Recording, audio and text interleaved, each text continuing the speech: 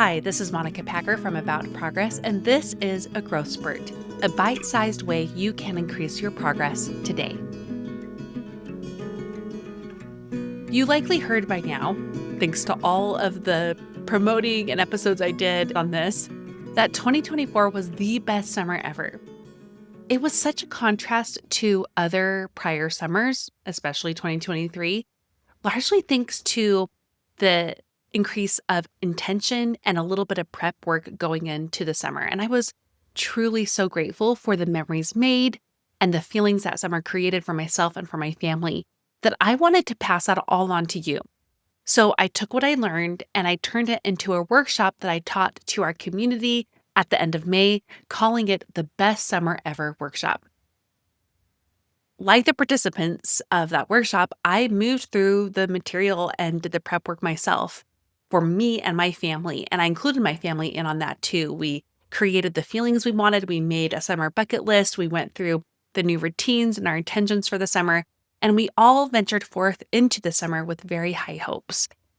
So now, obviously, summer is done. My kids, 3 of them started school this week and the next week or so.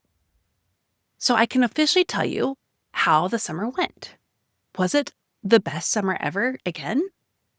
The truth is, it was a good summer, but not a great one. There were a lot more frustrations, stress, and even disappointments this summer. And here I am complaining about having a good summer when there's so much going on in the world, so much sadness, death, starvation. I know, bear with me. I know all of that. And honestly, I think the dissonance of all of that added to the way I was feeling moving into the summer. So while it was a good one, it wasn't a best one, and that was a little disappointing. I'm sure like me, and maybe you have faced some recent disappointments. Maybe a recent bid for friendship went unacknowledged. Maybe you had to put a goal on the back burner because it wasn't the right time. Maybe someone in your life did something that you don't fully respect or appreciate. Or maybe you had a summer that didn't meet your expectations like me. Disappointments are, of course, a normal part of life, just like failures are. And I know we are all trying to do a better job of modeling to our kids mistakes and failures and disappointments and how to work through them. So similarly, for us here today, I wanted to walk through how I'm handling my disappointment of the summer so you can do the same for whatever disappointment you are navigating right now. And the way I'm going to do that is by something I use for my kids, for myself, for my business, for anything that I just need to reflect on. I use the win-win formula. Win-win is an acronym. It's W-N and then W-I-N. Win-win. I'm going to break that formula down for you and move through it myself. And again, so you can do this as you reflect on something that you need to right now. A disappointment, a frustration, a failure, whatever it may be. The first letter is W, and it stands for what went well.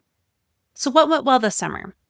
My kids did their morning routines very well. I'm really proud of them. I didn't have to nag them all the time. They did their checklist. It took a week or two for us to get in the hang of things, but largely they did really well. And I'm really grateful for that.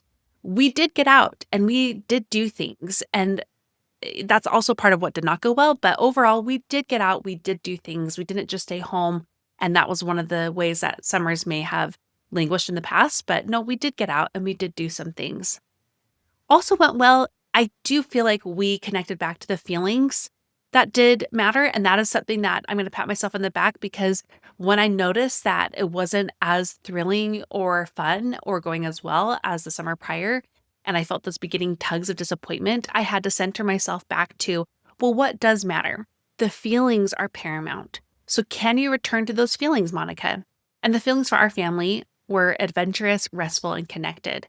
And I could say, honestly, I was doing the best I could. And while it wasn't a 10 out of 10 check mark on every single one of those feelings, it was better than it would have been if I hadn't set that intention and tried. As part of that, that's what gave me the boost to do one-on-one dates with my kids, to be connected before school began, to have fun at our family reunions, to connect there, and to do even whatever adventures we could. Even though last summer we tended to go on like 4 or 5 adventures a week, and this summer it was more like two at tops, maybe one, it was still okay. We still were able to have adventure. We were still able to rest and connect enough. So that's what went well. The second letter of the first win in the win-win formula is N for what did not go well. I already mentioned it briefly, but we didn't get to do as much as we all wanted to. We wanted to get out of the house more. We wanted to go to more museums and zoos and movies and all of that, but we just couldn't as much. And that's largely because of my sweet little toddler who is just a lot harder to manage, which toddlers are, and he's no different. So last year, it's hard to have a baby that doesn't you have to take them everywhere, and that's true for him, but he is destructive and, into everything. And you just also can't be like, go get your shoes on. I mean, you can kind of do that, but most of the time he doesn't because he doesn't know what you mean, can't dress himself, can't brush his own teeth.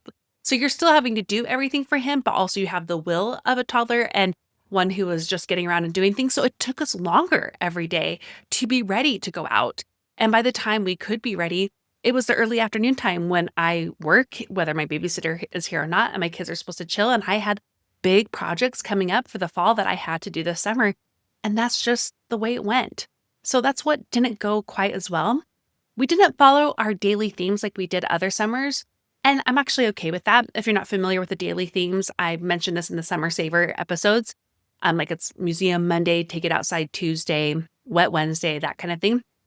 But, I'm not heartbroken about that one, but it is an objective fact, like that didn't go as well. Also, fighting from certain children, between certain children, that came up a lot more. It wasn't fun.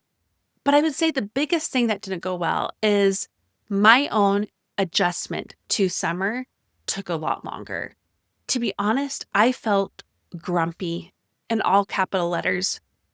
Thanks to all the moving parts of home life and work and wanting to have this adventurous and fun and connected, restful summer with them, I felt that pressure to try to balance it all. And I also felt that transition pretty abruptly, largely thanks to the lack of control I also felt in not being able to manage getting us out of the door as quickly as I would have liked, and also trying to balance that out with the big work projects going on. So I just was grumpy. That really was the biggest thing. And, that's something I can acknowledge. I was grumpier. I wasn't as flexible with the season. And it took me a bit to realize, okay, this summer's just going to look a little different than I wanted. And maybe it was last summer. And that's okay. And once I accepted that better, it did go better too. So that's the first half of the acronym. What went well, what did not. The next half of the acronym is actually just a sentence. For win, it's what's important now. So what's important now? Now that I was able to reflect objectively and take stock of what I'm happy about and what I'm grateful for and what we can acknowledge did go well and the opposite of all that, I can now have that perspective to decide what's important now. For me, the first thing that came to mind is let it go. Let it go. It was good enough, and I did the best I could for that season. I can zoom out and acknowledge the circumstances of the summer didn't stack up to it being quite as adventurous, and I can let go of that while also acknowledging that it's not always going to be that way. I can also have the perspective to see that it's better for me to have wise expectations going into certain seasons. So I'm going to apply that for the fall and adjusting to school. And I'm also going to remember the best I can when I adjust from spring to summer next year too. And maybe I'll be surprised and I'll have a 3.5-year-old almost who will probably be independent in really helpful ways too. And maybe we'll be able to get out the door sooner in the mornings and go on our adventures. And maybe I'll also know to plan ahead more with those big projects. I don't know. We'll see. But I think those wise expectations will be better as I move into future seasons. And also what's important now is still taking a moment to say, Monica, you still did the best you could. And your best now may have not been best other times, but it still was good enough. And those intentions you had, that is what was paramount. So that's what you want to carry moving forward, that lesson of the feelings matter the most, even more than what you did. It's how you felt, and that it's never too late to come back to those feelings. So what could you do with that win-win formula? How can you walk through your own disappointment of whatever it may be in your life? What went well? what did not, and what's important now. If you want to share that with me, you can email me at hello@aboutprogress.com, or you can message me on Instagram at aboutprogress. I love to hear from you. In lieu of the Progressor Spotlight, I want to encourage you to do two things. One is to get on the wait list for my Female Foodie Tour that I'm hosting to Rome, Italy. The tickets go on sale very soon to just the waitlist on September 9th, and there's a lot of waitlist exclusives too.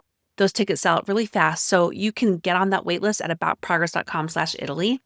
And the second thing, whether you heard this in the messy middle or not, I am hosting my first inaugural More for Moms conference. It's a 7-day online event for moms who are ready for more in their happiness, habits, health, home, and hobbies.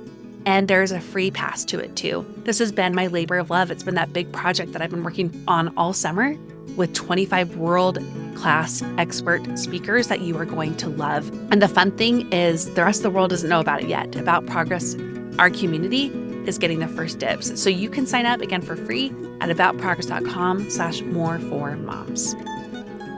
I want to thank you for being here and for listening. Now go and do something with what you learned today.